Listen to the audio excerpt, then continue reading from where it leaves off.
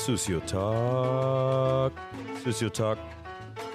We are in Brooklyn. I have no idea. What neighborhood is this? I think we're in Ridgewood. Okay, there we go. We're in Ridgewood, Brooklyn.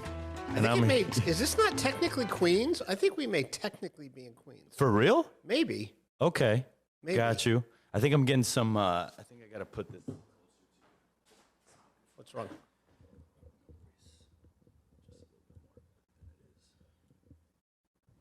Test, test. I can hear myself. Do you want me right up in it? Yeah, basically. Okay. Because the cardio. I am right up in it. Right up in it, baby. All right. So first podcast at the Sobre Masa Tortilla Factory with Andrew Friedman from Andrew Talks to Chefs. Andrew, how you doing? I'm doing good. Good. This is not normal for you. You're talking to a chef. I'm talking to a chef. I've done interviews in every possible location. This is the first one I think where, if the podcast doesn't work out, we can get some friends and remake Reservoir Dogs. Exactly. There you go. There you go. I do like that take. Somebody was actually the other day, I was at a bar and Stuck in the Middle with You was playing. Yeah. The bartender looks at me and he's like, and I'm like, I know what you're going to say. It reminds me of the scene. He's like, yeah, the scene. Well, this is a total distraction right from the beginning. Yeah. But Tarantino was quoted as saying that if he could not have gotten the rights to that song, he would not have made the movie. Really? Yes. Just that song? Yes. For that scene. Yeah. Okay. I think it's when you make something absolute in your creative process, when the things click, that makes a masterpiece. Yeah. You know? Yeah. Guy knows what he wants. Had he chosen another song, would there have been Pulp Fiction? You know? Yeah. I don't know. Who knows? I don't know. Yeah. I'm happy now that these days there is podcasts and you can see a little bit into the mind of people like Quentin Tarantino. I've seen him on a few things and it's like, oh, that's what you were thinking, right? Because sometimes we put a lot of thought behind art. And I was watching an interview the other day with the Ghostface Killer and he was like, I was just writing words that rhymed. I didn't mean anything by any of this, and people are just like trying to break it down. And he's like, I told you, don't try to analyze it. There's nothing to analyze. Yeah, but see, I would argue, because I've had this happen with so many interviews over time, where people will say to me, I'm really sorry, I tend to ramble. And I always say, I don't believe there is such a thing as rambling. Right. Like there's some reason your mind is taking you from A to B to C to D. You may not know what the reason is. Right. So I don't agree with Ghostface. Oh, okay. Fuck you, Ghostface. Well, I think he's giving his. I think he's changing his the cleverness of his self-consciousness. Right. Okay. Yeah. There we go. So, where are you from? Where are you born? Well, I was born in New York City. Okay. I used to make more of a point of pointing that out than I do now. But why is that? Well, because I had a thing. I grew up in South Florida. Okay. Didn't particularly love it. Love visiting now, but I grew up in Coral Gables, where the University of Miami is. Okay. And I didn't like being from Florida, and I wanted to be a New Yorker. So I came back to New York when I was 17 for school and never left. Okay. What did you like about New York versus Coral Gables? It's very obvious, but What did you like about Oz versus Kansas?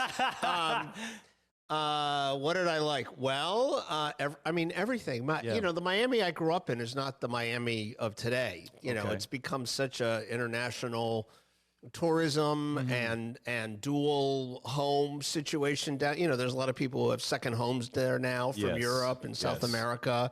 When I grew up, Miami was kind of in the its glory days were in the past, like you'd see a movie like Goldfinger, where he's staying at the Fontainebleau and playing poker on the beach. And those days were that was all that glamour and all that. That was all very much in the rearview mirror. Right. So, I just felt like I wanted to be where the action is. The first time I came to New York with my mother when I was like 12. Yeah. This sounds very corny and cliched, but it's true. We were just in a cab. It was the middle of the morning, and we were going toward the Midtown Tunnel, and the traffic was insane, and the noise, the honking, and all that. And you know, you could see Manhattan just in the distance. Yeah. And I said to her, I'm going to tell you right now, this is where I'm going to live. Oh shit. Okay. I love the density of it. Yeah. I used to say I love the 24-hourness of it. I feel like that's kind of lost right now. I don't feel that because I guess I never lived through a time when it was that. I always feel like it's still going no matter what. Like you'll be going home and it seems like everything's closed and then you'll pass by somewhere and you're like, man, this place is amazing. You just walk in, you know? Yeah, but I'm here to tell you. Andrew, don't ruin New York for me. No, I mean, when I was in college in New York, there were probably conservatively 25 decent places where you could get a full service meal, like at all hours, 24/7. Okay. That's not happening now. Yeah, there's some places, but you know, where maybe there's something like this now, and I'm just out of touch. You know, but there was a club called Save the Robots, which was an after club that didn't open till I think it was 5 a.m. It opened at 5 a.m. Yeah. Oh. It was an after club. Okay. It opened at 5 a.m. Wow. This is what I'm talking about. When did it close? Noon? I don't remember. Gotcha. But you like close at 10 p.m. But I mean, like that kind of thing, that's we don't have that now. Yeah. You know, or a place like Florent, that was, you know, this 24-hour restaurant in the Village. Yeah. I mean, there were all these really cool places. And I miss all that stuff. I hope it'll come. You know, I haven't read the article. I just saw there was a big profile piece about Jean-Georges. And he was saying he wants to bring back the nightlife, the late night, late night. Yeah. For sure. I think there's an energy about late night. And I had a late night myself last night, which this morning I was like, why did I do this? But a couple turmeric shots and ginger shots later, I was fine. But I was at the Soho cigar bar. And it's a beautiful place. And I met someone he's in tech. And I'm like, no, I have a friend. We like exchange numbers. He's like, call me if you ever want to hang out. And I'm like, this shit doesn't happen in San Francisco. Partly because everything closes at 8.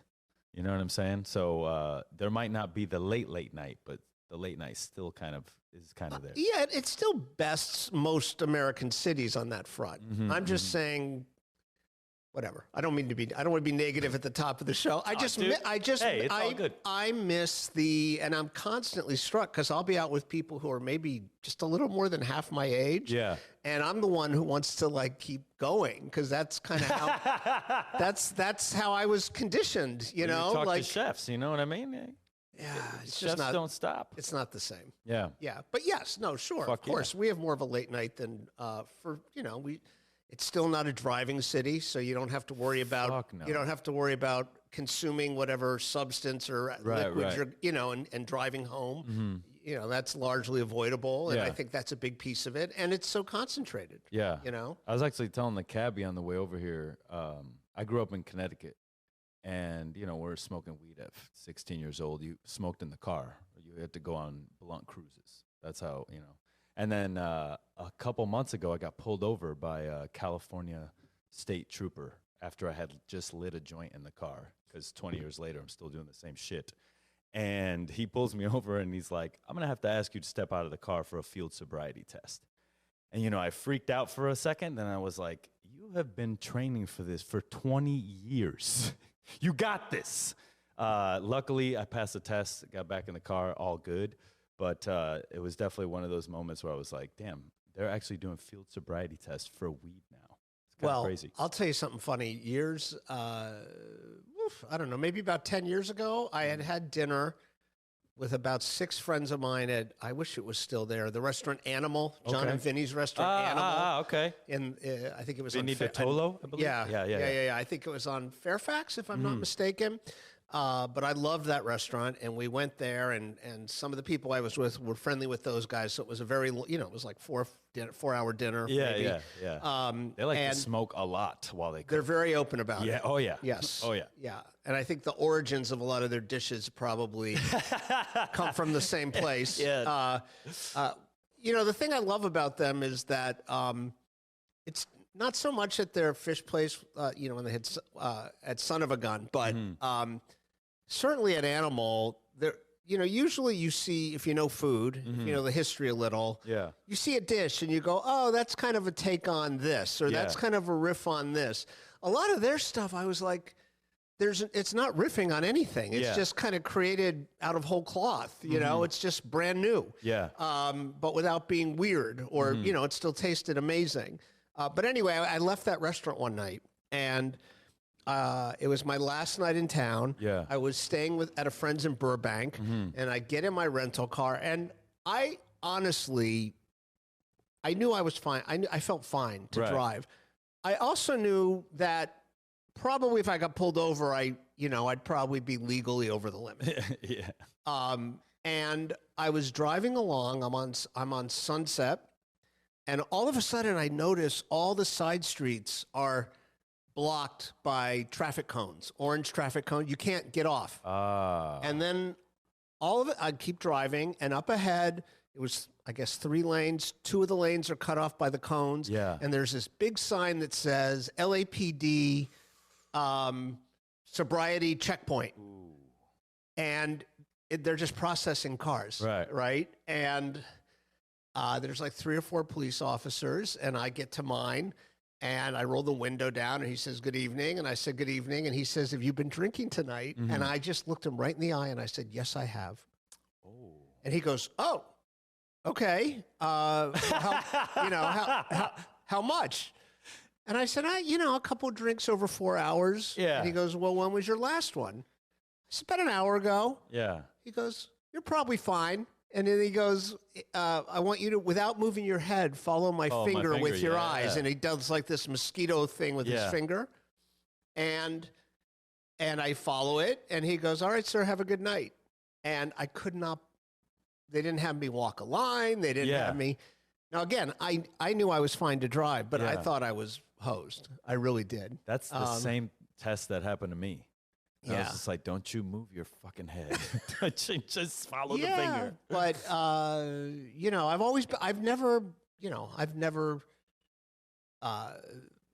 failed any kind of, I've never been really put through a sobriety test. Yeah. But I have been told forever that it really doesn't take much to put you over the limit. No, definitely not. Yeah. It's like 2 drinks an hour, you're fucked. Yeah, right. Especially if they're these New York martinis. I never drank more martinis in my fucking life. Yeah. And living here. This is crazy. Yeah. Cool. So what was your first job? My first job ever? My first job ever was when I was a kid growing up in Coral Gables. Yeah. There was and I look back now, and it could not have possibly been any good. There was a Mexican restaurant called Mexico Lindo. Yeah, yeah. And I loved it. Yeah. I just loved it. And I got a job there as I was a busboy. I brought people chips and salsa and water, and I cleared tables. And I think it was just an accident that it happened to be in a restaurant. Yeah. But I had that job, and then there's a big supermarket chain still around called Publix down in South Florida. Yeah. I was a bag boy at Publix. And then the first fun, cool job I had was, I don't know if you ever heard of Steve's Ice Cream. I think they're all gone now, but it was kind of a precursor to like Cold Stone. Okay. But it was all by hand. It was kind of like the Benihana of ice cream. Oh shit. So like, where the prep and ordering area was, there was like a glass thing surrounding it, basically giant sneeze guard. And then you had marble slabs, and people would order an ice cream, and they'd order what we called mix-ins. And then you would slam the ice cream down on the counter. Okay. And then you'd work it with these implements. Yeah. Until the mix-ins were mixed in, and then you'd put it in a cup, and that was Steve's Ice Cream. Was it a Cold Stone, or was it just like a stainless steel table? It was like a marble slab. Okay. Yeah, but wait a minute. So Cold Stone isn't an original idea? No. What the fuck? No, Steve's was... I'm dating myself, but this was in the 1980s. Steve's was a chain. It started I think it started in Somerville, Massachusetts. You see, Steve should get the credit. They had supermarket products. Okay. Yeah. Got it. Yeah. Shout out to Steve, wherever he is. Steve Harrell. Later on, there was a Harrell's ice cream. It's the same guy in Massachusetts. But got it. yeah, that was an amazing job because that was, it was in an area of Miami called Coconut Grove. Yeah. Which on the weekends still probably is, but on the weekends was like, that's where everything was going on. It was a major scene. That's where we had the Rocky Horror Picture Show when I was growing up. The Grove Art Cinema was where that happened at midnight on the weekends. Right. And I was working with all these really cool people, the likes of which I did not hang out with at school. I was such a little nerd. Right. But at Steve's, there was the first openly gay person I ever met. Yeah. I still remember him, Clayton Anderson. I don't know where he is now, but I forget. I don't know if he was from Texas, but it was a disconnect for me from like what I had always kind of been told. Because he was like from Texas. He had like a mullet. Right. He was the best. We had someone who was really into the club scene. And I mean, this is all pre-internet. So, there was this woman who got these great house music mixes from a friend in New York who worked in clubs. So I was like totally ahead of the curve on all so they that. were just like recording it while the set was going on and then just like producing them. Yeah, I don't know how they. Right. I assume her friend was a DJ. Yeah. And was just recording the sets. But we had. It was just this really cool group of people, and that was a big deal for me. I met all these really awesome people. Yeah. But never really pursued the hospitality thing. But that would have been enough to turn me on to it. Okay. And then at this point, are you writing? Are you writing at a young age? Is it something that you see? I was writing. Yeah. Not what I do now. My goal was to be a screenwriter and maybe a director. I still am, but I was a movie fanatic. Okay. I wanted desperately to be in that business. Okay. So I was writing, like I wrote a one-act play. I did some short story writing. I was really into Stephen King. Okay. So I was writing horror stories. I actually won. There used to be an afternoon newspaper in Miami. There was the Herald in the morning, and then there was the Miami News. And the Miami News and the afternoon paper had a scary story contest every Halloween. Yeah. And I won that one year. And I had my story published in the paper, and that was very cool. Right. Yeah, but I wrote movie reviews for the paper. I edited our literary magazine. When I went to college, I was the senior movie critic at my college newspaper. Okay. But all the time, I kind of had my eyes on the movie industry, and I ended up in the movie industry for almost 5 years right out of college. Okay. What did you do in the movie industry? I briefly worked at the story department in New York, the New York story department for 20th Century Fox. And then they closed that department after a couple of months that I was there. And I got a job with two independent producers who were hugely successful, one in New York and one was based in L.A. Okay. And, I needed to pay rent, and I figured I should pay rent by getting to know people who maybe one day could hook me up with an agent or produce my script. So I did that for about 5 years. Okay. And I loved my employers. I hated the entertainment industry. Really? Yeah. What about it? When I got back, so toward the end of my time there, 92, I think, I went to the producer I worked for in New York. We had 2 television movies that got greenlit out in L.A. Okay. And I was sort of at a point where my next thing would have been to move to L.A. And I went out to L.A. to work on these 2 movies for 3 months. And when I came back, I went to see, there was a Robert Altman movie called The Player, which is kind of a parody or a satire of Hollywood. Okay. And I went to see it, and I was just laughing so hard. It was right after I got back. Yeah. And I said to a friend of mine, we were talking about the movie, and I said, the thing about Hollywood is all the cliches are true. Like all the behavior, when you see a movie character who's like a like an over-the-top film producer, or you see a star behaving like a diva, right, or whatever. That's all based very much in reality, very much. Yeah. It's very hard to almost parody the whole thing. Yeah. And I just didn't care for it, and I thought it would bring out the worst in me. I thought to get what you wanted, you had to really be that person, pushy, persistent. Yeah. And I just didn't have I remember when I decided to get out, I worked for the guy in New York was my immediate kind of boss, but his business partner was this wonderful older woman. She was the first ever, she was kind of an industry legend. And she just died during COVID at 95. Yeah. And we were in touch the whole time. But when I decided to get out, she said, you don't have the stomach for this business.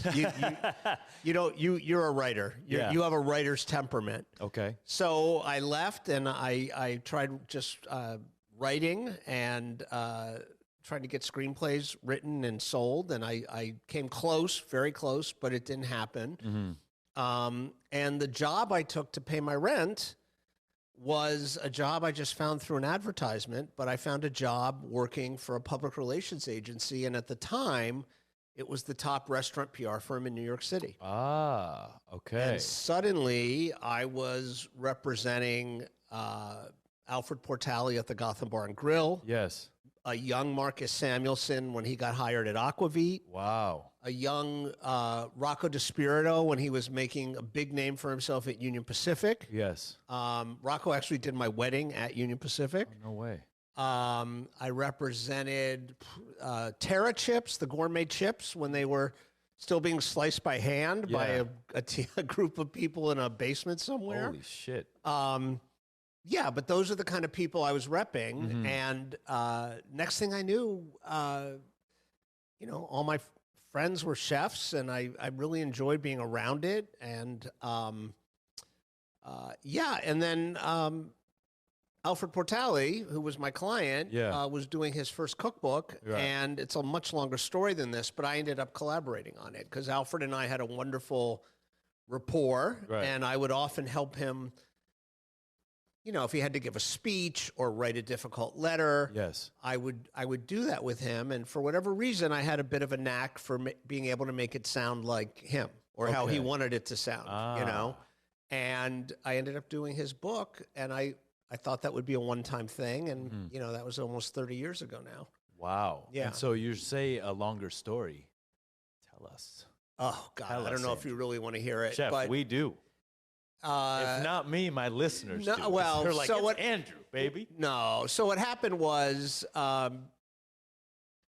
was working this public relations job, and the guy I worked for was a gentleman named David Kratz. We're still good friends today and semi-neighbors in Brooklyn. Alfred had not met any literary agents that he liked to sell the project. And David, the owner of this PR firm, had been a lawyer very briefly, but was a very smart guy. And David always had this belief, which I agree with, that, short of, nuclear physics or something, if you're smart, you can kind of figure out how to do anything, And so I don't know whose idea it was, but David ended up being the representative for the book. Yeah. Having never been an agent or anything. And they had a draft of a book proposal.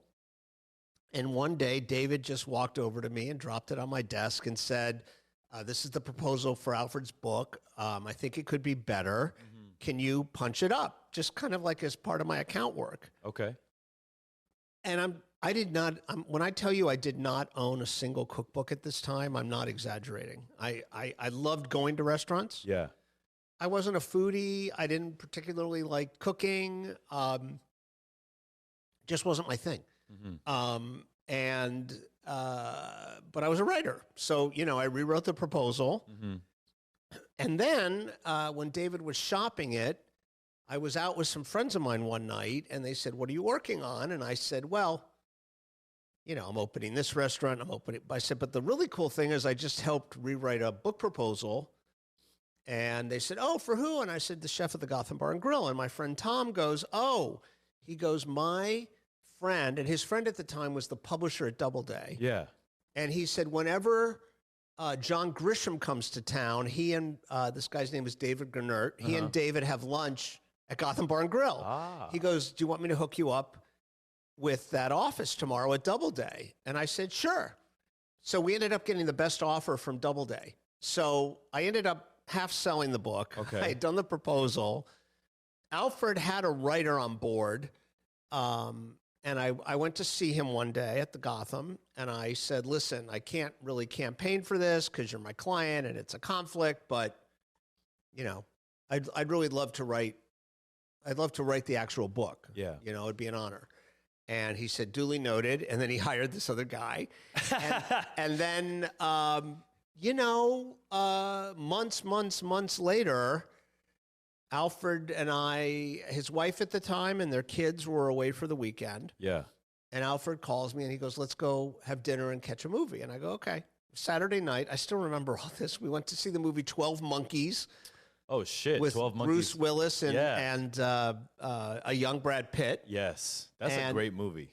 And we had a drink at a place called Aloha Low on Midtown East, where Matthew Kenny, a name from the past, people may remember, but Matthew was the chef there. We had a drink there. We saw the movie. And then we went to an Ann Rosenzweig restaurant called the Lobster Club, not to be confused with the current place. And Alfred kept asking me how I worked with my screenwriting partner. Yeah. He was like, how do you work with a writing partner? He kept asking me stuff. And then 2 days later on Monday, he called me and said, "Listen, I'm not really happy with the current draft of my book. I wonder if you think you could fix it." And again, I'm really dating myself, but he then handed me like a printout of the book. Yeah. And I took it home and I looked at it and I said, I think I can make this better, but we need to re-interview on everything. I can't just I can't just punch up what's here. I think I need to ask you a lot of questions. And that book ended up doing amazingly well. Yes. We won one of the big awards. We were nominated for the other big award. And there was a time where, this was in the late 90s. Alfred was one of the top chefs in the country at the time. Yeah. And there was a time where, any chef's office I would go to, the Gotham Bar Grill cookbook had a gold dust cover and a gold spine. And I would see that on bookshelves. Like everybody had that book. Yeah. And I kind of thought, this isn't really the kind of writer I wanted to be, but at least maybe it's a way to not go to a PR firm every morning. Right. And I quit my job and I started looking for other projects. Okay. Yeah. Using Alfred as kind of like the bait for the other chefs, or just because of the relationships you built at the company? A combination. Okay. There were people who knew me, and when one of my clients, my next book I did was for one of my clients who I, knew I was leaving the job. Yeah. And then, we ended up not selling a book until years later, but still one of my close friends, Michael Lamonaco, who's currently with Porterhouse. I was at the Beard Awards one year, and Michael used to have a show called Michael's Place on the Food Network. Okay. And I went up to him at the Beard Awards, and I introduced myself, and I said, "Hey, I just want to tell you, I worked on a book. I worked on Alfred Portali's book this year." And I'm trying to beef up my knowledge, and I actually watched your cooking show, and I kind of learned from it. Yeah. And he looks me in the eye, and he goes, I'll never forget this. He goes, "You're Andrew Friedman." And I said, "I am." And he goes, "I've been looking for you." And he wanted to try to do a book together. Okay. Yeah. But that stunned me because my name was not on the cover of that book. It was on the copyright page. So he really read it. He was looking for me. Yeah. And we didn't sell a book then. Years later, we finally did.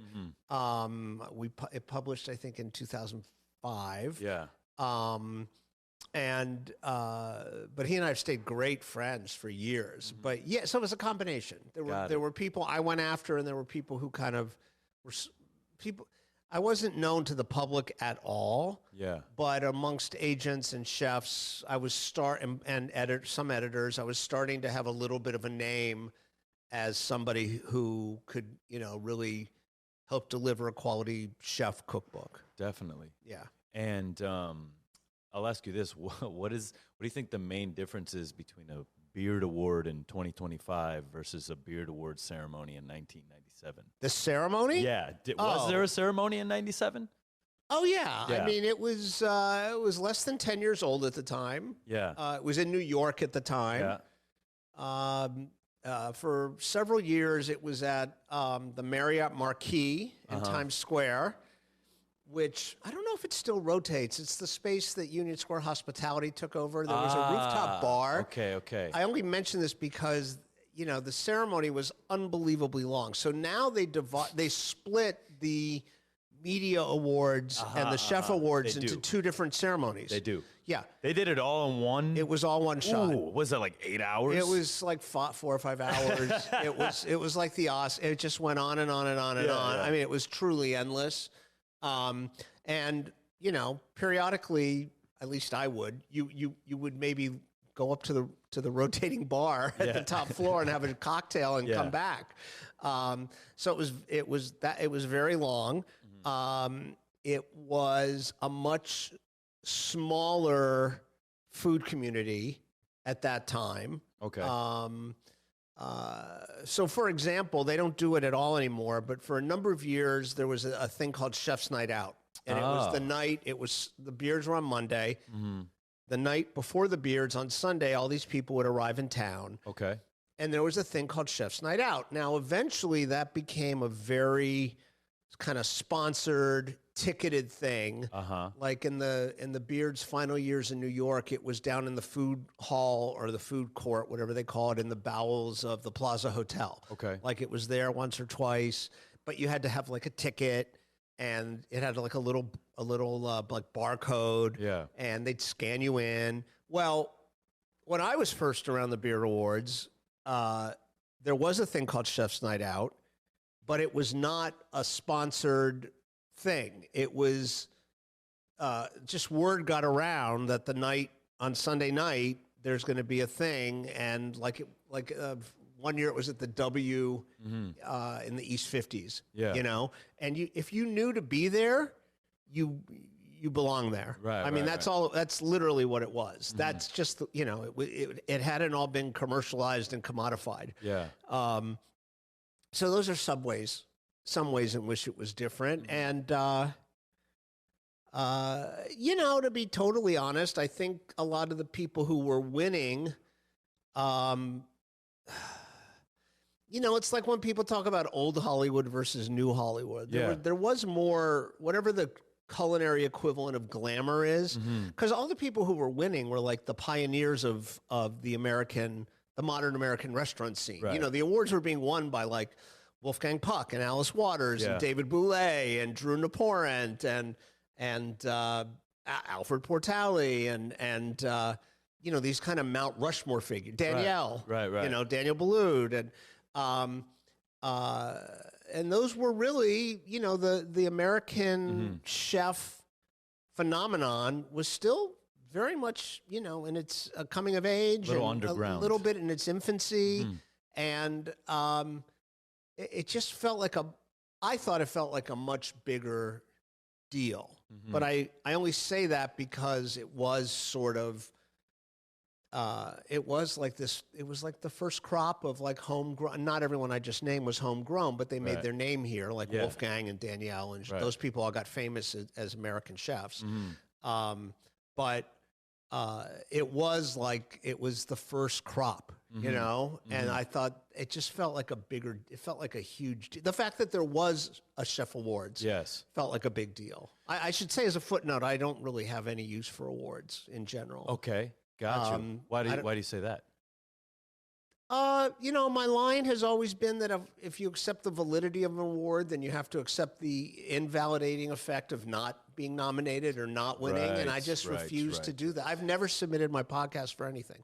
Really? Never. Okay. Never. Got it. And I hear all the time, I get DMs or emails from young cooks or staff, sometimes very established chefs, just telling me what the show means to them, and that's all I need. You know, it's my own show. I don't have anything against it.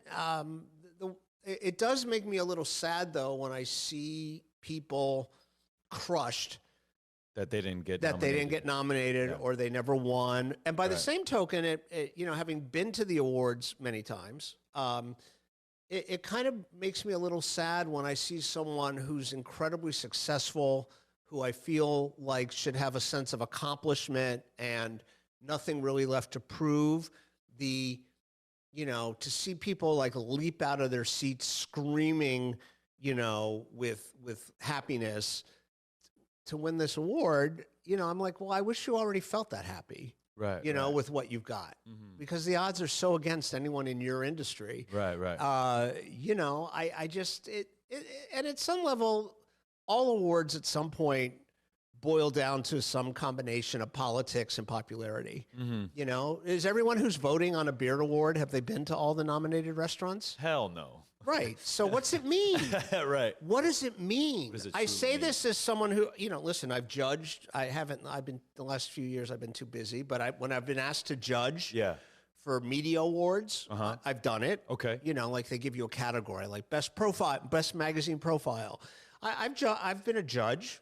You know, as Anthony Bourdain was no fan of awards either, but as he said, you know, he used to say he was happy for his friends who won, and he felt like chefs deserved a party, you know? Definitely. And that's all true. I just personally, whenever the topic comes up, and it is, you know, I feel the same way about the Oscars. I love talking about the Oscars, trying to predict, but I would say all the same things I just said about the Beard Awards, about the Oscars. I just feel like if you made a great movie, just know that. You know, I respect what it might mean for business. I get that. Right.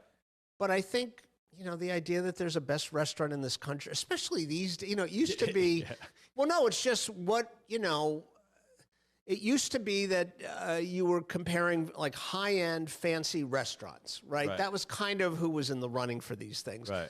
Now it's like, how do you compare someone who's running like a 3 Michelin star restaurant and someone who's running like a 12-seat tasting counter, casual, you know, like how do you compare these things and say one's better? Right. You know, you're mixing and matching so many levels of pricing, formality, years of experience, how refined, I don't even really like that word, but how technical, let's say, the food is. Yeah. You know, you have people who are still doing very technically precise classic or modern French food, but then, you know, these days you might have someone cooking the food that they grew up eating from their grandmother. Right. You know, in a great restaurant context. How do you compare those things? Like, how do you measure? So, I don't know. The whole subject, you know, like we just had the Academy Award. As you and I sit here today, the Academy Awards were like 2 weeks ago. Yeah. Okay, and everyone was like, Demi Moore's going to win because she was winning all these things, right? Oh, for that horror movie she was in? For The Substance, which I love. I got to check it out. I love The Substance. And I really wanted, having grown up with Demi Moore, I wanted Demi Moore to win the freaking Oscar. I would have liked that for her. Yeah. And she won all but one of the major lead-up awards. Okay. And then she, you know, they have her sitting front and center in like Jack Nicholson's old seat in the front row. Yeah. And all the cameras on her. And then she loses to Mikey Madison from Honora, who was great. And all of a sudden, Demi Moore's year is like cloaked in anticlimax, you know, and like she still had an amazing year. Right. You know, she still had this amazing moment. She had this unbelievably unlikely success at age 61. Yeah. You know, that's probably going to buy her another 10 years of good movie roles. Right, right. And that should be enough. That should be enough. Who cares if you won some vote? Right. You know, the other thing I like to say is that, I'm sorry, I'm getting off. No. Hey, Chef, we're going here. But, you know, I always like to say, to me, any award worth campaigning for isn't worth having. Any award you can campaign for isn't worth having or really believing. You know, if you can make the rounds and press the flesh and conspire with your publicist to do certain things, and these are going to give you a better chance of winning the award. But you're not talking about the work anymore. Right. You're talking about politics. Mm-hmm. The optics of what you do versus what you're doing. Yeah, or the people you curry favor with, or Gene Hackman just died, and a lot of these obituaries were saying, how the parts he got and the awards he won were in spite of his unwillingness to play the game. Right. Like he did not live in Hollywood when he was able to finally get out, and he didn't go to the parties, and he didn't flatter people. He just didn't care. He was just good enough that none of that mattered for him. Right. Right. And anyway, that's all I have to say. Got it. So, but anyone out there, if you won an award and you win it, God bless. But I'll tell you, I just did a post the day the Beard semifinal list, the long list came out. Yeah. And I just did a post. That long list is fucking long. I mean, there's 60 nominees. It's 20 in each category. Dude, that's a lot. Well, that used to never be public. Right. Well, it's a lot to get the hopes up of 20 people. Well, yeah. You know what I'm saying? Those people were still getting their hopes up. It was just private. I think the Beard will commit. I'm assuming they just do it as an extra. It's like an extra round of PR. Right. Right. But I just did a post that said something like, it was an Instagram story, but all it said was, I wrote this thing and it said like, I want to share something that took me a long time to realize, and that is, I can't remember exactly how I said it, but something like, even if you didn't get nominated, if you do something where you're able to express yourself and people come and pay for that, that's more than most people can say. Oh, for sure. 100%. And that's true. That's anyone in your industry. Right. And if you are succeeding in the restaurant industry, I just don't want to see your heart broken by the fact that a bunch of people, some of whom have never been to your restaurant, aren't saying you're better than this other person. Right. I just find that psychology to be really fucked. I mean, I've definitely have a lot of chefs in private who confide in me sad about not getting Michelin stars and, that thing. And that's a whole nother realm of it. Between that top 50 world's best and James Beard, it's almost like a big media machine. And it feels like it's all like owned by the same people, even though it isn't, because it's the same restaurants on every list. And it's like, at some point there's gotta be, I truly believe that the best chef in the world, we don't know that person. I've said that completely. I'll tell you what I mean by it, but what do you mean by that? I mean, so I went to this resort in Mexico. It was more or less to do psychedelics and, go to the other side. But the chef there was this grandmother, and I'm like, wow, I've eaten at some of the best restaurants in the world everywhere, and I still miss that person's cooking. And it's not even someone I'm connected to by blood. It's just, I know a good cook, a good chef, because I've worked around them my whole career. And this woman will cook these people under the table. And no one knows this person, right? And I was like, I had this thought of like, well, I'm going to showcase this person. But then it's like, well, who the fuck made me the person who's going to showcase this person? And does that person even want that? Exactly. They don't. And if it made them famous, would they even be able to, manage that? Right. I used to say all the time, I don't believe, listen, I should say the people that put on the 50 Best are one of my big sponsors for years. Yeah. Just full disclosure. But I don't believe in the notion of what you just said. I don't believe in the notion of a best in the world. Mm-hmm. And I used to say, for all we know, we're sitting here somewhere near the border of Queens and Brooklyn, right? For all we know, like somewhere within a mile of where you and I are sitting, someone's turning out the best Thai food in the United States. Exactly. And nobody knows, no one outside that neighborhood knows the restaurant. No critic has found it. Mm-hmm. And that's not even talking about who might actually be in Thailand doing whatever they're doing. Exactly. I mean, it's just, But in between those extremes, mm-hmm. Years ago, I don't want to name any of them, but, it was a bunch of people. I was with a couple of people who have restaurants kind of in the, vaguely speaking, the Lower East Side area. Okay. Mm-hmm. And these are people who've gotten press. Some of them had PR firms, some of them didn't. But they were talking about how, the same people always get the opportunity to host chefs from out of the country. Yes. And the same people are always getting included in the roundup articles. And the same people are getting on, at the time, like Vice Munchies and all this stuff. And I said, do you guys ever talk about the fact that there are these, like, this stratification? And they're like, we talk about it all the time, And these are people who are like casual food fans, probably would know all their names, certainly wouldn't have known the restaurants. Those observers probably would not perceive the stratification. But, a lot of these restaurants were feeling like they have to fight harder for every customer. Right. Because they're not constantly, getting the attention of certain other people who are, they do see it as a club. Right. Right. And then I'm sure there's people who see the people I'm talking about as a club, because at least they are known. Right. Right. Yeah. I mean, I look around at the new restaurants that are being built, and I sort of see the same design, and it's almost like it's the same 10 companies in a city opening restaurants. They all look kind of the same. They all have the same menu. I mean, you go anywhere in San Francisco right now, it's steak tartare, crudo. That's on every menu, and I don't hate it, but at the end of the day, and pizza's huge in San Francisco.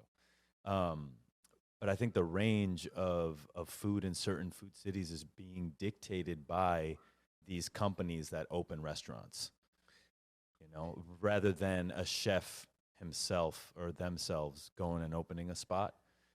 Because it's expensive now, Yeah, I mean, I wonder what you think of this. I don't disagree with that, but I also feel like, as much as Instagram and TikTok, I think Instagram still probably applies more to what I'm about to say. Definitely. But as much as they are great democratic marketing tools, right? If you are amazing at it and spend the time, you might be able to get some huge. I just had the chance to interview Calvin Eng recently from Bonnie's. Okay.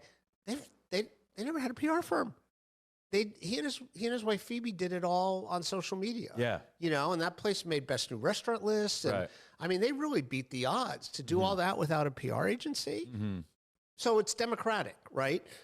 But I do feel like I was just talking a few minutes ago about kind of the original people who were winning those awards back in like the 90s. It used to be, and I want to make sure I say this right, because I'm not advocating for eliminating technology. I always tell people things change, they change, and that's the nature of things, and you have to roll with it. But, all those people I just named who won those early awards, Danielle Boulud and John George von Grichten and David Boulay and Alfred Portali and Alice Waters, all these people. When I name them, if you know your food, if you know your history a little, people know the styles of all those people. Yes. And they were hugely distinctive. Yes. And today, I think the ability to constantly see on your phone what's happening, not just around the United States, but all over the world. Okay. I think that has helped create a little bit of a sameness, not just in American food, but in globally. Yeah. Certainly in the Western world, you see a lot of the same. You'll see things, you go over to London or go over to Paris or you'll see echoes of what's happening here and vice versa. Yeah. And I think that's partially what's responsible. I think this idea of people not, I had a friend in college who wanted to be a poet. Yeah. And he did not read the greats, right? And I said, and a professor gave him a hard time one time. And I said, well, why don't you? And he said, because I don't want to imitate them. Right. I want to find my own voice. Yes. I mean, that's a debatable approach, but by the, this is kind of the reverse. I think you cannot help but be influenced And I just think it dilutes. I think individual styles have been diluted. I think it's very hard to resist that fact of life. You're absolutely right. And I think a lot of that has to do, for me, in my career and my timeline, the French Laundry cookbook. Sure. You know, everyone copied that for 10 years. Sure. And then Alinea cookbook, everyone copied that. And it, you know, everything became Ferran Adria for 5 to 6 years. And then, you know, I think for me, I hear a lot, even my cooks, my sous chefs sometimes will be like, oh, we used to do this over here. And it's like, yeah, but what the fuck are we doing now? You know, if we keep taking the same exact recipe from these other restaurants and applying it here, then we are just all these other restaurants. How are we supposed to be different? And I will say also the fact that everyone's getting food from Baldor. Let's be honest, right?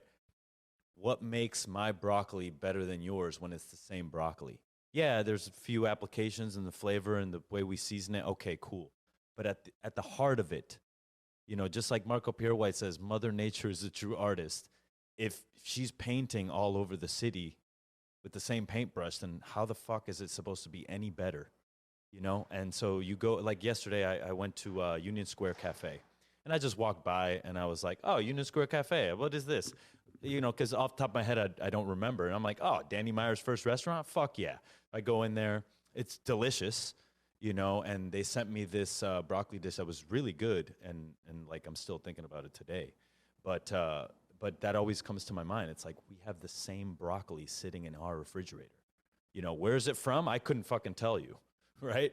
But it just seems to me like with the sameness of the recipes, the sameness of the ingredients, a lot of times, because nowadays all independent restaurants are moving to corporate, and all that's a whole nother story for another time, but it all moves in the same way. And then everything is industrialized.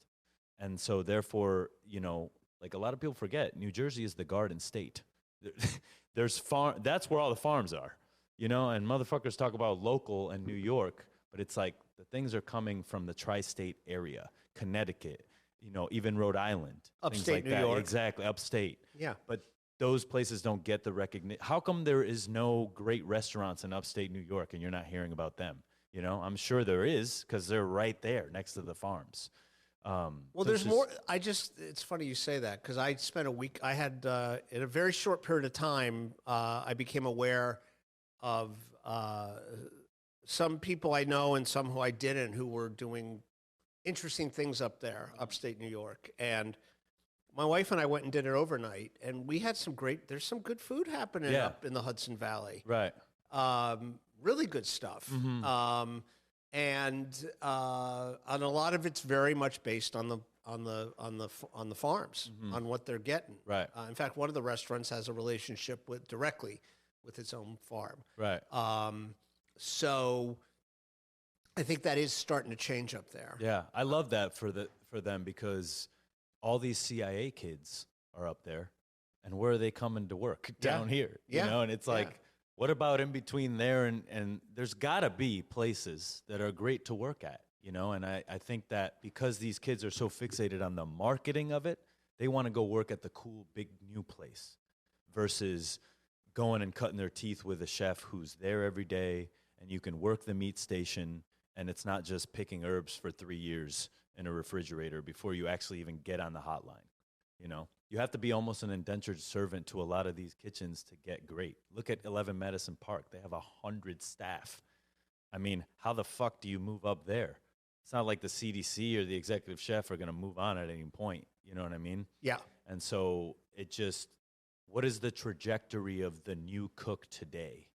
And I think there used to be a misconception of if you work at too many places for a year, you're seen as kind of like not reliable. But I got to say, after doing the podcast, I understand now that those people are better cooks than people who spend time in restaurants for more than 5 years. They have more range. They have more skills. They've worked with more people, which makes them a better leader later. So it's like, yes, you do have to stay places, but staying more than 2 years is a waste of time, especially in your young cookie years, your young industry years. Yeah, but hasn't even 1 year become something that chefs need to fight to keep their people? I mean, definitely. That used to be the given. Yeah. That used to be like, don't you even think about moving on. But it's become such a, to put it in real estate terms, the chef's the buyer, the cooks are the sellers. Right. It's become a seller's market, right? Because you may not like that somebody took off after 6 months, but there's such a need that someone else will hire them, right? Yeah, yeah. Yeah. I think. Yeah, no, you're right. Because it used to be if you left in under a year, and because the industry was smaller, you could get like blackballed. Definitely. And that could happen. You know what's funny is like now you'd probably get sued if somebody tried to do that. Definitely. Not on there's a lot of stuff on Reddit now. That's a lot more underground, and people are actually speaking up about things happening at restaurants.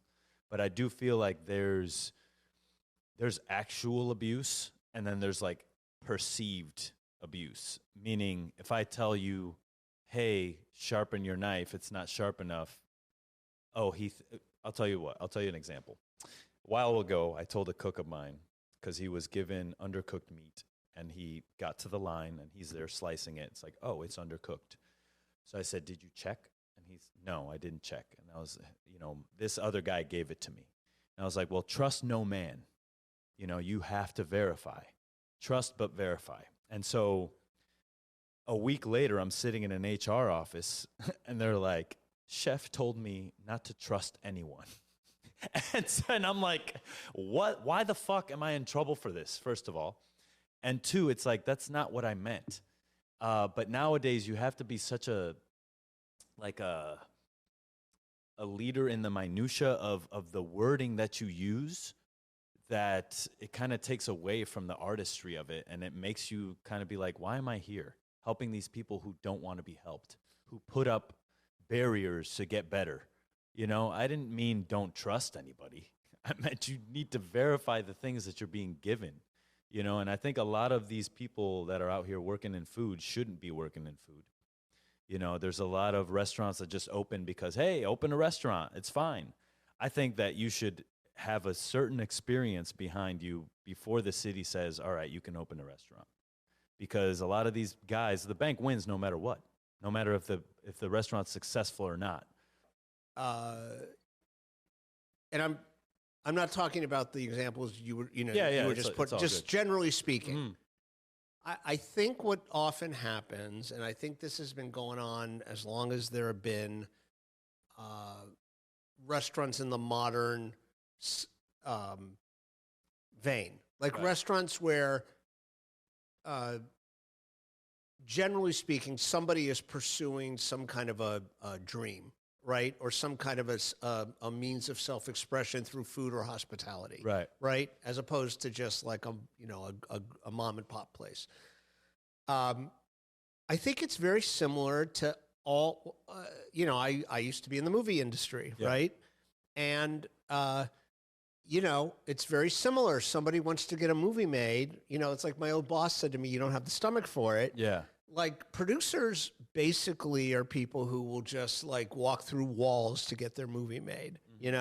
There were famous stories in like the 90s of people. Robert Townsend, the black comedian and filmmaker, made a movie called The Hollywood Shuffle. Yeah. And very famously, he financed it on credit cards, right?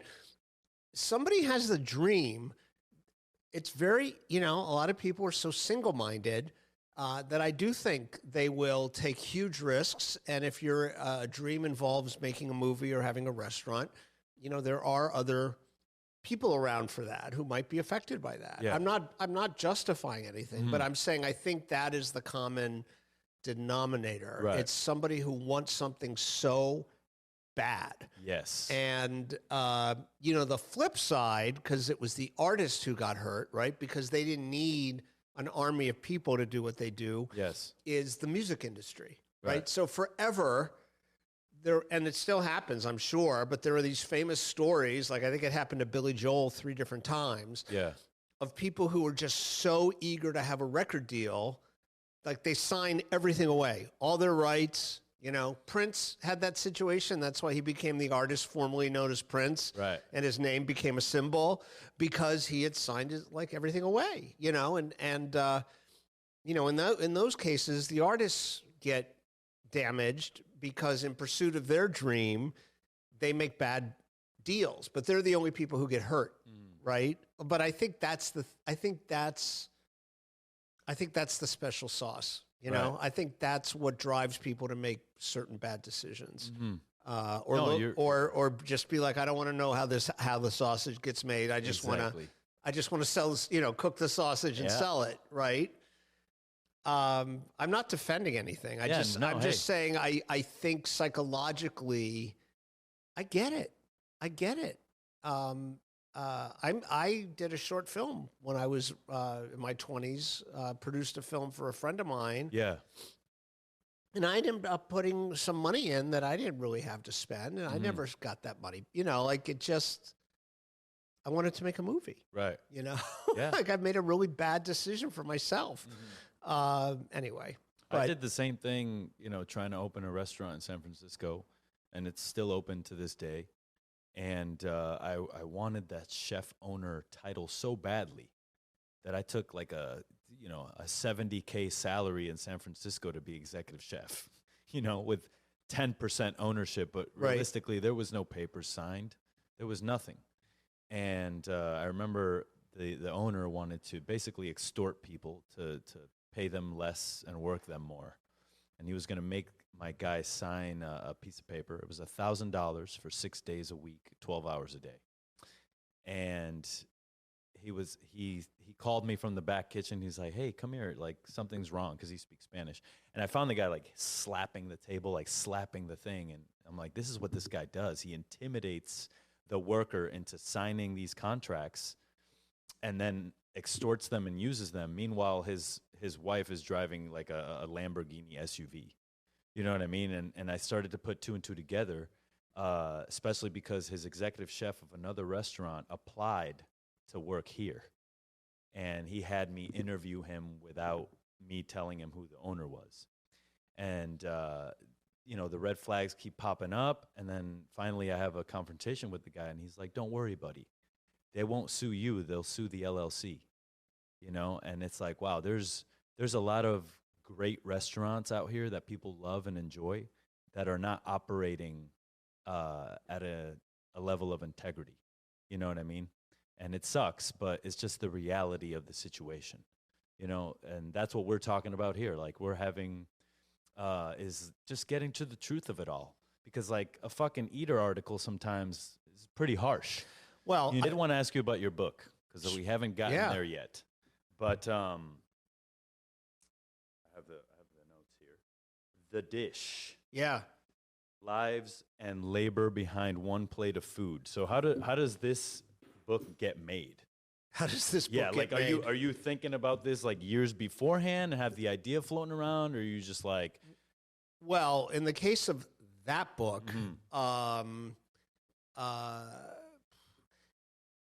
it gestated a little longer because there was this little thing called COVID that made it a little difficult to go out and do like in the field reporting and interviewing. The truth of the matter is, and it's in the foreword to the book, or in the introduction to the book, I had the idea for that book in a dream. Mm-hmm. Okay. What the book does is it takes one dish at a restaurant in Chicago, and it profiles all the key people whose lives and work come together in that one dish, both in the restaurant and in the farms. And I even spent a day with a delivery driver from one of the farms. I was going to ask you, Oh, the best. Yeah. That's my favorite thing in the book. I spoke to a field worker. There's a couple of people's immigrant stories in the book.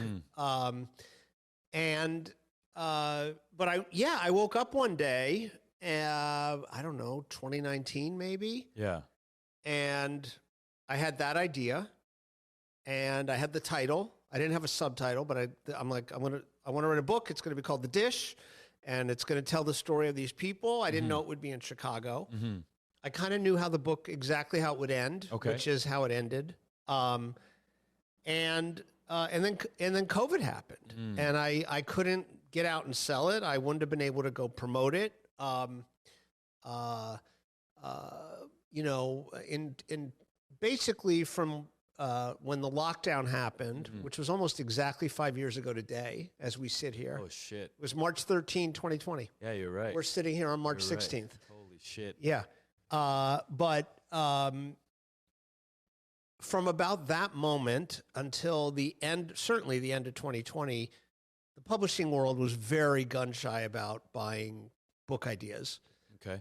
They were very gun shy around the buying books about the restaurant industry because I think it was silly, but a lot of them were like, we don't know if there's going to be a restaurant industry after this. And, I mean, literally, because there's another book I tried to sell that year with a fellow writer.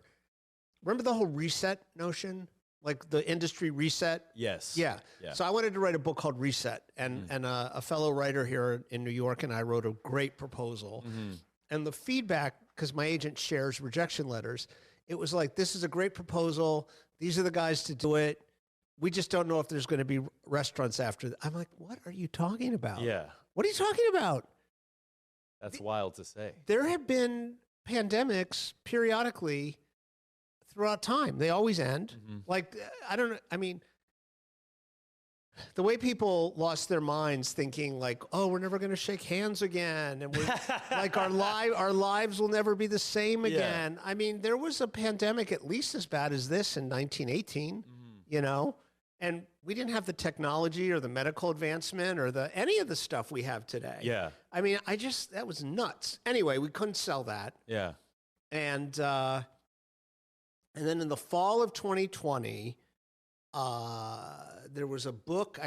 I had to sign a non-disclosure, but there was a book that had to do with a television show that a publisher had committed to, and they needed someone to be like an editor on it. Okay. My agent put me up for the job, and I didn't get it, but I had some good conversations with people, and I sent notes on how I would approach it. And this editor at Mariner Books, well, at the time he was at Custom House, but now he's at Mariner, which is an imprint at HarperCollins, had said to my agent, I really liked Andrew's notes. And my agent said, well, do me a favor. Will you have a getting to know you phone call with him? Okay.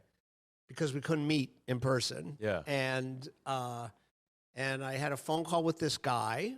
I'm only not naming him because I don't want people to start sending him like book proposals. But we had this great call. We talked for about an hour, and then toward the end of the call, I said, "Hey, are you buying stuff right now?" And he said, "Yeah." And I said, "Well, you know, I wasn't planning to pitch you something on this call, but I think I get the sense you would really like this idea." And I told him the idea. And he said to me, do me a favor, don't write a full proposal, write me like a 5-page memo so I can circulate it because I think I'm going to buy that book. And he ended up giving me an advance to write that book. Okay. That was November of 2020. And then I started looking for a restaurant that could be the subject of the book. And I finally found the restaurant in Chicago. And what was that process like? You just cold calling, DMing, or you know, being a former film and TV person, I think of it as like a casting process. So I was reaching out to some people I knew, and then I was reaching out to people I knew in certain areas looking for candidates. So like, you know, I called a reporter I know who's based in Charleston, and I called some friends in Los Angeles, and I called some friends who run conferences, and then funny enough, none of those are how I found the person. I was doing remote interviews for my podcast at the time, which is not my usual thing, but I had no choice. And I interviewed Beverly Kim. She and her husband Johnny Clark had Parachute Restaurant in Chicago, which was a Michelin-starred modern Korean restaurant. And they had another restaurant called Wherewithal. And I did a remote interview with Beverly, not even video, just like it was on our computers, but it was Skype? I used Zencaster at the time. Okay, got it. And we had this amazing call. And after I stopped recording, I said, listen, this is going to come out of nowhere, but do you think you guys might want to be at the center of a book? Yeah. And we had a couple of calls, and then, I sent a letter that they shared with their staff about what I was going to need. Yeah. And they became the restaurant. It was just a vibe. I really believe in going on instinct with that kind of thing. Yeah. The funny thing there was that the book had to be about wherewithal rather than Parachute, because Parachute, they took the pandemic to do some construction. Okay. Renovations. Mm-hmm. And Wherewithal changed its menu every week. So until the week that I was there to observe for the purposes of writing the book, I didn't know what the dish was going to be. And which meant I also didn't know who the farmers were going to be. Exactly. So it was a bit of it was like that old game Trust where you fall backwards, yes. And it was a kind of a game of trust in these guys. Cause I was like, so you think all these people are going to be up for this? And they're like, yeah, I'm sure. But they hadn't talked to anybody. It ended up, everyone gave me actually amazing time. Mm-hmm. Amazing. And, there are some people in the book that I've remained close to. I mean, I'm still very close to Johnny and Beverly. Mm-hmm.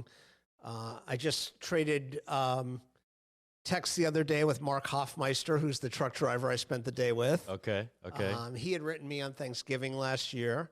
One of the farmers in the book I've become pretty good friends with, my friend John Teplin at Butternut Sustainable Farms in Michigan. Okay.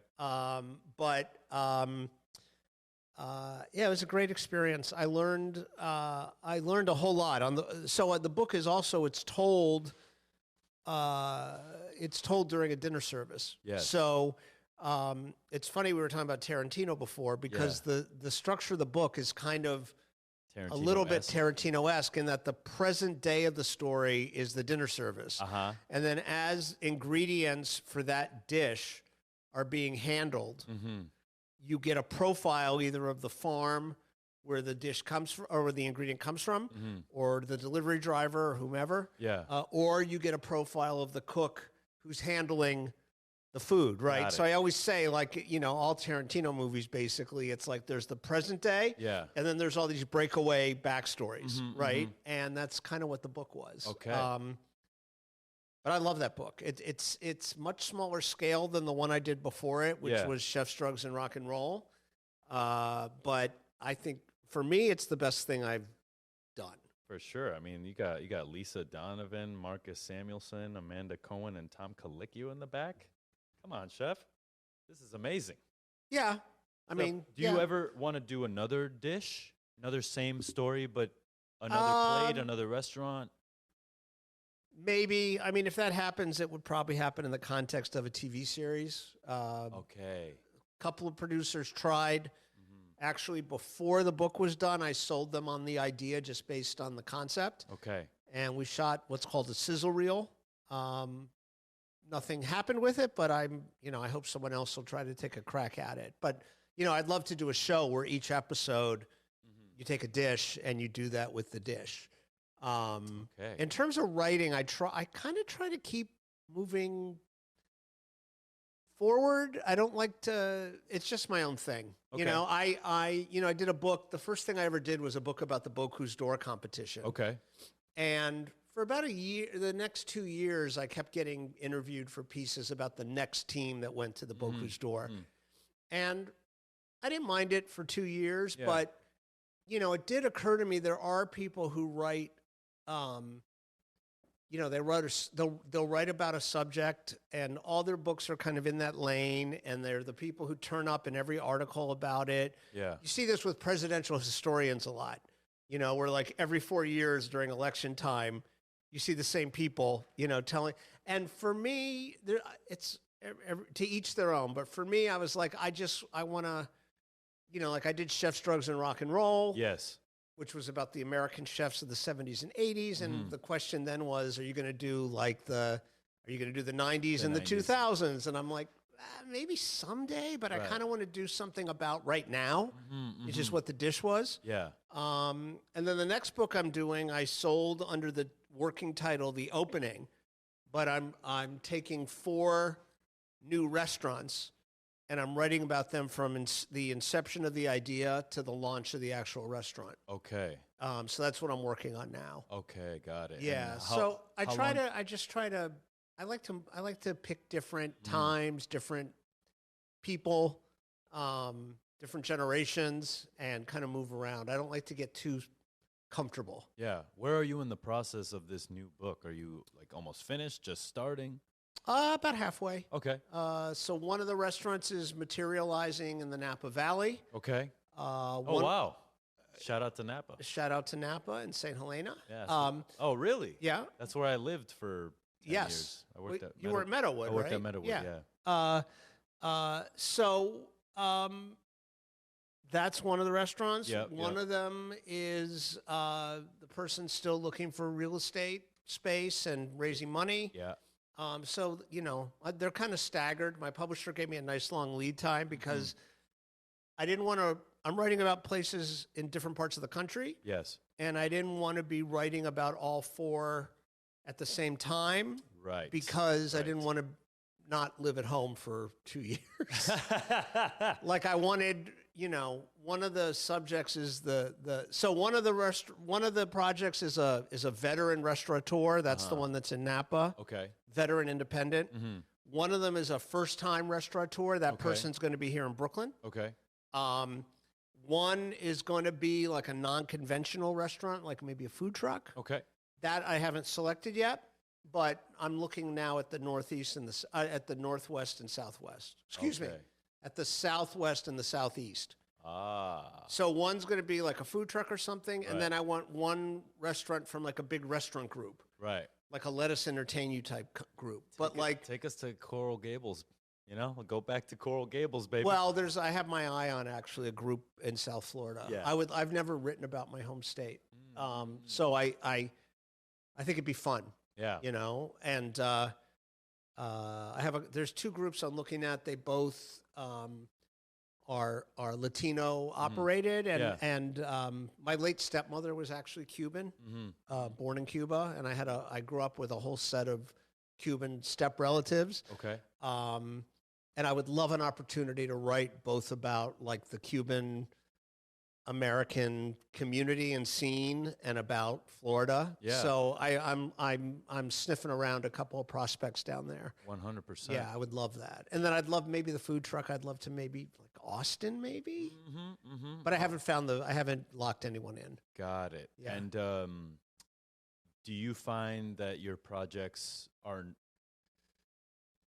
they known to other people around your circle, where other people are like, hey, this might be a good guy for your book? Or are you introduced to people, or is it just you looking for the people? It's both. It's mostly me looking. I mean, when I announced the project, I got a bunch of DMs on Instagram. Okay. Some of them were interesting. Nobody was quite right because I had these 4 categories kind of lined up. But everyone's busy. It's kind of more me kind of being like calling somebody in a certain place and saying like, hey, do you know anyone who might be good for X? Yeah. So kind of just working my network. Yeah. Yeah. When I do the podcast, sometimes I'm like, why the fuck did I pick the busiest people to interview? Some conversations start and then like the podcast happens 3 years later.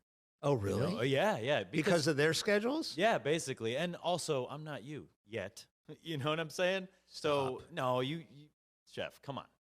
You're an OG. And so... That's just a function of time. That's true. But I think effort... I've just been around longer. There's been so many times where I don't do the podcast for a couple months, this being one of them, because I'm opening a restaurant, but... That happens to me sometimes. Yeah, so... But... I think consistency is key. And if anybody out there who's doing a podcast, chef podcast or whatever, you got to do it every week. Yeah, and ideally drop it at the same day and time. Exactly. Yeah. Exactly. So there's all these things that, the cook in me, the chef in me who doesn't really know the game is like, yeah, fuck you, I'll do it whenever. But there is something worth the consistency of it all. And you're being there for your listeners. Because I get people DMing me pissed off. Like, hey, what the fuck? We're looking for a new episode. So, and I'm going to edit this one quickly and get it right out because I'm like a month and a half of no podcast. People are getting wild. Right. Do you ever do podcast on your own? Just you and the microphone, no guest? Have I not with any regularity. I don't know if I ever have. Okay. I don't know if I ever have. And when you started the podcast, what platform did you put it out on? So I had done a show prior to this one for about a year and a half. I did a thing with Heritage Radio Network. Okay. Yes. It was called The Front Burner with Jimmy and Andrew. It was me and my friend Jimmy Bradley, who used to have the Red Cat restaurant and the Harrison restaurant. Okay. And when we were getting ready to do that show, that was kind of a news, I called it Meet the Press for Chefs. Yeah. It was like we would cover whatever was in the news each week. It was too much work for two guys who have other main sources of income and work. Yeah. But when I was I thought of it as training because I'd never done a show before. Okay. And I listened to a lot of podcasts, and I was trying to get what do I want to sound? What's my voice? What do I want to sound? Yes. What makes somebody good on the air? Right. And I worked really hard at making a study of that. Really? Yeah, because I always thought I love being a guest, as you might be able to tell. I love being a guest. Yes. Because my wife's out of town. She's on an airplane home right now. But I was like, I'm doing an interview today. She said, oh, who you're interviewing? And I said, no, I'm the guest. And she goes, oh. And I said, it's the best. I just have to show up. There's no prep. Exactly. My life was my prep. I don't have to do anything. Yeah. When I have somebody, to this day, when I interview somebody for my show, I get very nervous right before. Okay. Because I want it to be good. Yeah. Same. It's not entirely in your hands. You know this. Yes. Like some guests are great, and some guests it's like pulling teeth. Pulling teeth. Yeah. Yes, for sure. And then the edit becomes more important. Anyway, one of the things I listened to, having never really listened to podcasts, yes, was Mark Maron's show WTF. Yes. Which now he gets the biggest people in entertainment. Right. When Mark Maron started that show, it was him, and he was a stand-up comic. Yes. Interviewing other comics about the craft of stand-up comedy. That's what the show was. And those early and I love stand-up comedy. So I really started listening to a lot of those early episodes. And even when Jimmy and I started our show, in the back of my mind, I was like, I kind of want to do what Mark Maron did, but I want to do it with chefs. Yes. And I've never been a chef. I've only ever been a busboy in a restaurant. I've never even been a prep cook. But I felt like because of the work I had done, and the number of chefs I had ghostwritten for and interviewed and spent time with, and the amount of time I'd spent observing in kitchens and socializing, I felt like I could interview a chef about their life and their career and their process, as well as anybody who wasn't a chef. Yeah. Maybe even as well as another chef might interview them. That was my belief. Right. And, I don't know how to say this to people. I say this and people think I'm being falsely modest or whatever, but I'm not. I think I'm a pretty good writer. Yeah. I think I'm a pretty good writer. I'm not a great writer. I have friends, people I know socially who I know are better writers than I am, right? The thing I've always felt like I was or could be great at was interviewing people. I feel like that's the thing I'm great at. And all my writing at the end of the day, it took me a while to realize this, is a vehicle for my interviews. It's something it's a receptacle into which I can pour my interviews and then just put some, connective words around it to connect all the stuff I learned. And I'm sure you must have had this moment when you decided I'm going to be a chef. Like I know if I do this show, it'll be a great show. I don't know how to, I just did. Yeah. I don't ever feel that way heading into a book. I feel like I'm going to suffer and it's going to be painful and I'm going to have, like in the old days, there was this trope in movies, when people still use typewriters where they type the beginning of a thing and take the paper out and just rip it off and crumble it up. And like, to me, that's still in my mind what I think of when I start writing anything. Interviewing, yes, I get a little anxious right before, the way I guess certain performers do before they go on stage, but I just know that's what I'm cut out to do. I don't know why. And I probably was comically confident in it, but this show, Andrew Talks to Chefs, my show, Andrew Talks to Chefs, took off like right away. Yes. It took off really fast. Now, part of that, to be totally honest, was I was still at Heritage. And, they do an email blast where they introduce people to their new shows. Right. But I was very quickly landing some big guests. Like my 10th guest was Massimo Bottura. Badass. And these were all in person. Yeah. I had some real good fortune and some people that were very generous to me, Yes. Excuse me. My fifth or sixth guest was David Kinch. And, David's a friend of mine. Really good guy. Super gentleman. Yeah. I love David. Yeah. First day I was at Meadowood, I just walked to the back door to get a job there, and they let me stage. And I look over, and he just has the biggest mound of black truffles on his cutting board. And he's not, like, aggressively chopping them. He's just sort of, like, bouncing his knife up and down on them. And I'm just like, the casualness of the way he's prepping, like, thousands of dollars made me know that I was in the right place. I was like, I made the right choice, the right restaurant to come to. But, David, I got an email at the time from his PR person saying, David saw on Instagram that you have a podcast. He's going to be in New York and heuld love to come on. Yes, right. But that was more for me than for him. He was being very kind to me. So what did you ask me? I don't even remember. Why'd I start it? It's all good. Yeah. What? Yeah. Well, I thought it was something that, I'll tell you the truth. I had totally forgotten this until I'm talking about it right now.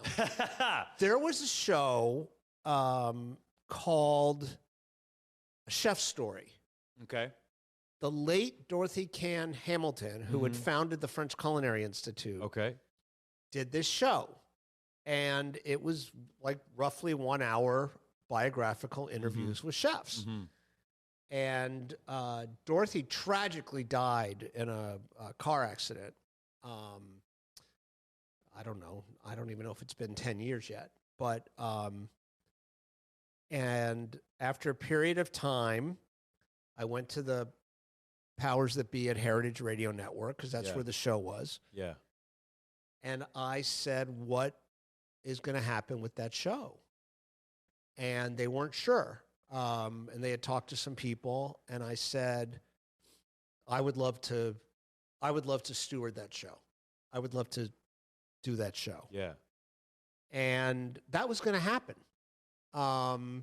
And then someone, I'm deliberately being vague here, because it had nothing to do with them. It had to do with me not wanting to do it with anybody. Right. But there was somebody who had a relationship to the original show who wanted to maybe do the show in tandem with me, where we would trade off week to week or periodically.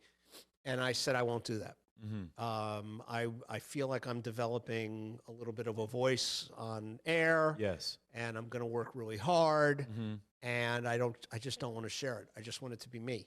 And that's how my show came about. it was because I couldn't get that show to myself. Otherwise, I would never have had my own show. I would have just taken over that show. I would have loved to have done that. I would have loved the built-in audience that came with that. Yes. So I ended up doing my own thing from scratch. But you know, it's my hope initially was that it would draw a real mainstream general audience. Yes. This is just anecdotal, but I think really I've created an industry show. You have. I know it's listened to by a lot of young cooks, Yep. sous chefs, culinary students. Yep. I think. Same with mine. Yeah, I'm sure. Same people. But that's who I hear from. You know, so anecdotally, that's almost exclusively who I've heard from. Right. I know at least one person who decided to become a cook and moved to New York because of my show. Who sent me one of those like touching direct messages I'll ever receive in my life. You know, I've met people who are line cooks in more than one city, but mostly here in New York, who, I mean, there's a young cook, if she's listening, she'll know who she is, who I met at a book event, who told me that, I'm sorry, I didn't meet her. I met her. She was trailing at a restaurant I went into. Yeah. And I was friends with the chef owner, and they came up and they said, there's someone trailing downstairs who saw your name on the ticket. Huge fan. And it turned out she, when she was a teenager, she's in her early 20s now, in the South, she told I don't know what they call it now, like a home ec teacher or something like that. Yeah. But said, I'm thinking I might want to be a cook. And the teacher said, you need to listen to this podcast, and put her onto my podcast. Yeah. I mean, these things mean, this is why I say I don't ever play the awards game, because all I will ever need is hearing from these people. It's the greatest thing. I mean, I'm sure you hear from people. Yeah, I do. Isn't it? It's the best. It is the best. And, you know, being a chef is being a mentor. Yeah, and right. I've gotten the chance to mentor people from afar. I have a cook right now who's living in Puerto Rico who calls me every week and gives me a voicemail report, lowdown of what he's doing. And I'm just so grateful that I get to be a part of these people's careers and lives. And, you know, they listen to you while they're getting ready in the morning or while they're prepping in the kitchen. And it's like, wow, I remember being in the kitchen and listening to music, or everyone just being silent. And now it's like our voices are the, you know, I love it, leading the next generation and leading them with like truth. Right? There's a lot of, if they only had Bon Appetit magazine and all the articles, right? Those have a timestamp on them. The idea is that the conversation is ongoing.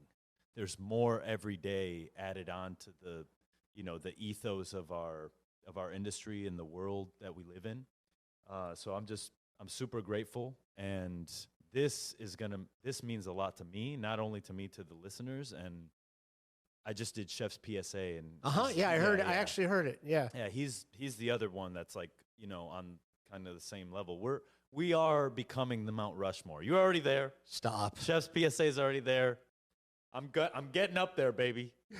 But here's the thing. It's like, and I love that you're humble about it, but like, you know, you're very important to us. It's chefs and cooks. Thank you very much. You know, and you're doing a lot. And you're always doing the most, writing a book, having a podcast. Like, it's not easy, you know, to do what you do. And I feel like it's very sentimental, you know. Thank you. And so, yeah, I appreciate your time. This is going to come out immediately.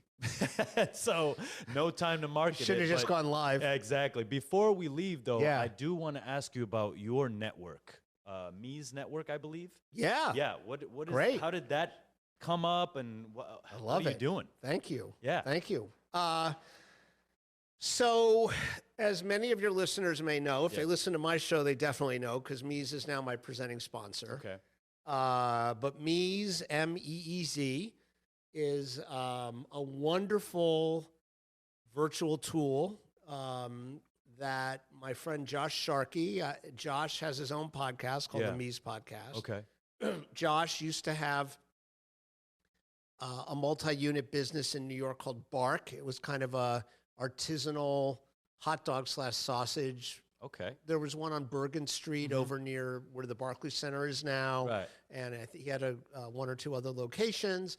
He had also come up working for like David Boulay and Gray Kuntz and Floyd Cardoz. And Josh created this thing called Mies, which is an online place to house recipes, to manipulate recipes, scale them up and down, and all this amazing stuff. Nobody has ever created software like this specifically for this reason. Traditionally people have adapted or, made up something on Excel or adapted software programs or whatever. This is stuff that was specifically designed for this purpose. You can get nutritional breakdowns. It's kind of amazing. And you can also affix photographs and videos that teach the steps to whoever in your team is looking at these things online. So it's a training tool. And so Josh has been very supportive of my show. And I was driving along maybe about a little more than a year ago. My wife and I were driving, I think, to pick up our daughter from college in Easton, Pennsylvania. Yeah. And then I had this idea, it just popped into my head, to unite some shows under the umbrella of the Mies Network. And the idea was to have a place where we would kind of gather podcasts, newsletters. Yeah. Now we also have a list of service providers for the industry as part of the network. Okay. And basically my idea was to do that. And the philosophy was as simple as this. It was applying the idea of having like a name like the Staples Center, right? Yeah. I mean, every time you mention the Staples Center, you're just saying where the game is. Right. But people are getting to know the name Staples or be reminded of it. And my whole thing was if we had shows that were part of the Mies Network, it would just be a constant reinforcement of Mies. That to me was the value of the company. Definitely. The idea for the people who have become a part of the network was simply that, it is still the podcast world is this huge Wild West. Yeah. Anybody can get in. Yeah. It's not expensive to launch a show. Nope. It's a lot of work to keep on going. That's why you see, as you know, I'm sure you've been amused as I have. Yep. There's a lot of famous chefs who have started podcasts and they're gone after like 4 episodes. Because they can't do it. Because it's too much work. It's too much work. Yeah. Yeah. These people think they could just walk in. It's just, nah, well, I mean, they don't know. I mean, you don't know. The only one who's doing it, I think, is Jose Andres. I think he's maybe the one that could do it. So great. But, bro, if they come out with the Thomas Keller podcast, I will fucking boycott. Stop. You know what I'm saying? No. Chef, come on. Leave some room for the little guy. Stop. Okay, so I would happily listen to a show from Thomas. I would also too. So anyway, the idea for all these shows was, like Mies does we email out periodically little updates on what's happening on the Mies Network and tens of thousands of people. That's kind of what, like I got known when Heritage was doing that. I'm independent now. Yes. But I think there's a lot of value, and I think there's safety in numbers, and I think there's definitely cross promotion, and it's not where we'd like it to be yet. Yep. But I do believe in this notion of, hey, let's get a bunch of shows and people and newsletters and service providers who we believe in, who we think are doing quality stuff, and let's gather them in a one-stop shop place. Yeah. I mean, the network, when I promote the link, it takes you right to this page, but the network site lives on the Mies website. It's like on the homepage. Yeah. It's like, about whatever, blah, blah, the pull down menus, and then one of them is network. And then within the pull down menu, you see like vendors and shows, right? So that's what the network is. It's something I hope we can build and develop. It's definitely going to build and develop, and I think that now that I've been on Chef's PSA and have you here, I do think that we need a little bit more cross promotion, cross having the same guests on the same shows, because ultimately that's why, the top 10 podcasts are surviving. They're sending each other guests. They're pretty much interviewing the same 5 people every like month. There'll be like a new 5 crop that pops out, like RFK. You know what I mean? He's like on Joe Rogan, then he's on Theo Vaughn, then he's here, then he's there. I'm like, what the fuck is going on here? Right. So it's like, that's where we need to be. If I talk to Chef's PSA, it should be able to connect you guys do something, and then so on and so forth. But for me, there is a lot of shows that open up independently, and they don't. I like try to reach out or talk to them, and there's no response. And I'm like, guys, we're doing the same fucking thing here. Yeah. Can we just come together? Yeah. And that's truly the biggest chef's problems that happens. It's like this. And I'm not saying that everybody does a podcast as a chef, but there's very much competitiveness. There's very much like, well, if they eat, I can't eat mentality. And it's like, that's bullshit, man.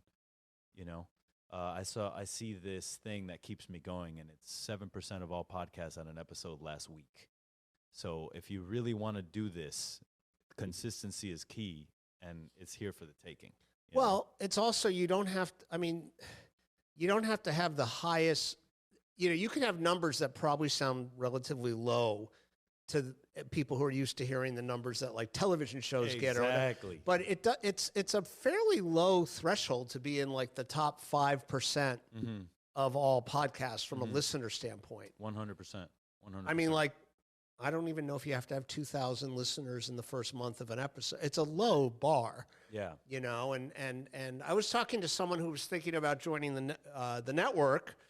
And their producer was talking to us, and they were like, yeah, we try to tell them, like, you build a podcast one listener at a time. And I was like, boy, I'm glad I got in early, because one at a time is fucking crazy. That would be hard to, keep going. Yeah. I mean, I don't know what it's like for you. I am lucky. I do have sponsors now, so I do make. It's not my living, but I do make some money on the show. That's nice. But I would do it even if I didn't. That's how I started. Same. It's hearing from people. I mean, that's what keeps me going. Yeah. These notes I get from people, or not to bring up something so sad at the late in the show, but when Tony Bourdain took his life, the day that story broke in the morning here in New York, and I happened to be seeing, I was having lunch with Bill Telepan that day, who's a chef here in New York City, and I texted him and I said, I really feel like I need to put something out today.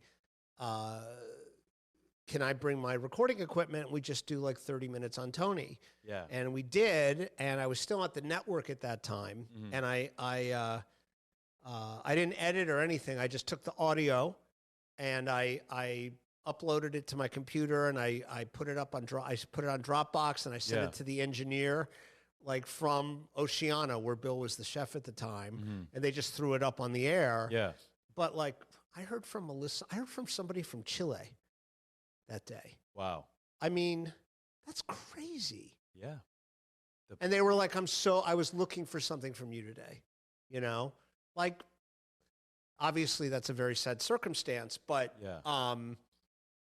that stuff is irreplaceable. That's, to me, like, and so, like, honestly, the number of young cooks I hear from, every once in a while there'll be someone really established who tells me they listen, and I'm like, really? Like, I'm like, what? Like, that'll blow my, like, I remember when Jason Hamill in Chicago from Lula Cafe, one of the most well-liked, respected chefs in Chicago. And I was with friends at dinner there one night, and he came out to say hi to them, and they introduced me to him. And he goes, "You been here?" And I go, "Yeah." And the funny thing is, I had interviewed David once for a print article. Yeah. Not David, Jason. And I was like, this guy's like the coolest dude. Like I was a little insecure, And he comes out to the table and he goes, and you're here? And I go, yeah. And he goes, and he's like, I listen to your show every week. Right. And that blew my mind, So every once in a while, I'm very surprised. But, I like to think that all these people who listen to me, they're going to be chefs in the next 5-10 years. Yeah. And then I'll be hopefully interviewing them. Yeah. And that is an amazing thought. That's the dream for sure. I think for us as people who interview chefs, and just to it's time is probably the most valuable thing on this planet. And when people are donating it to you freely, just like today, you gave me 2 hours. I've had 3-hour conversations before. Sure. And it feels like, and then you get to know a person so deeply, and what they thought behind their biggest projects of their life. It's truly magical. So with that, we'll leave you guys. We're not going to cry on air. We're going to cut the cameras and then cry. But before we go, Chef, is there anybody that you've been wanting to have on the show that's been elusive that maybe we can shout it out here and get that person? Oh, I don't think shouting it out here is going to do it. But, you just Chef, mentioned it. Don't be offending me. You just mentioned him. No. Who is it? Thomas Keller? No, I could probably. I mean, Thomas is. Because I did that book on the Bocuse d'Or. I've known him He's for a long time. Baby. But no, with him, it's more just a matter of not wanting to be one more person asking for. I've never. Yeah. I mean, I'm very friendly with Daniel Boulud. I had him do a short interview with me during COVID, but I've never had him on for the full thing. Right. He just gets asked for so much. I just don't want to bother, One person, I don't think he'd mind me saying it, but I've long wanted to have Andrew Zimmern on the show. Okay. Because I think we would do an amazing.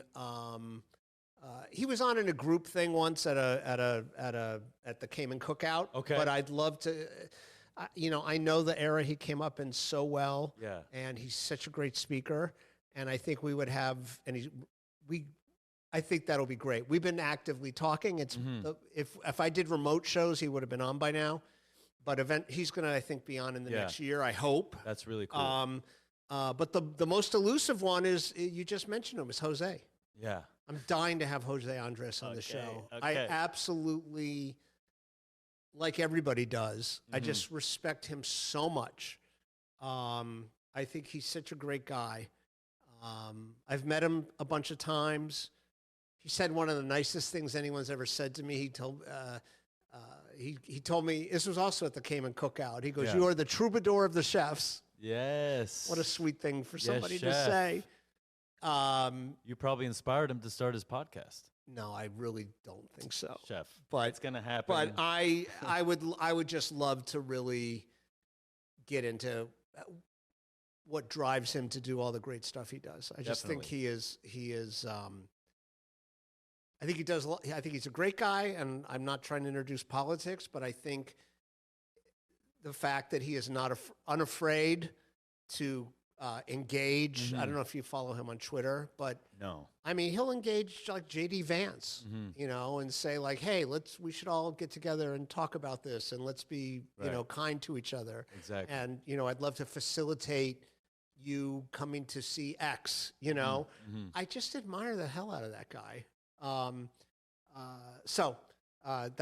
That's the one that instantly comes to mind. Okay. Very cool.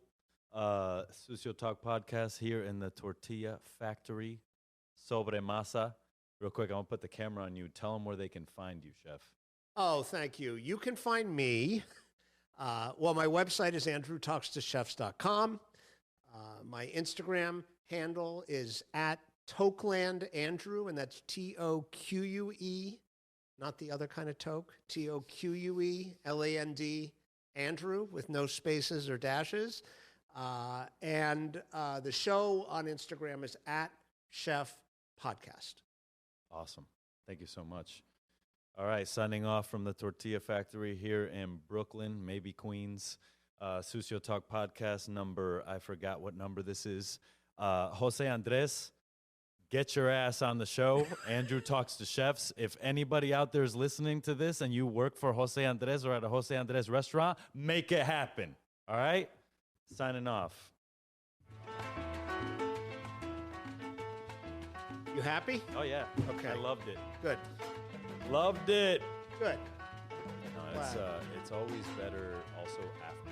I'll listen to it again and I'll be like, wow. So That felt good. yeah.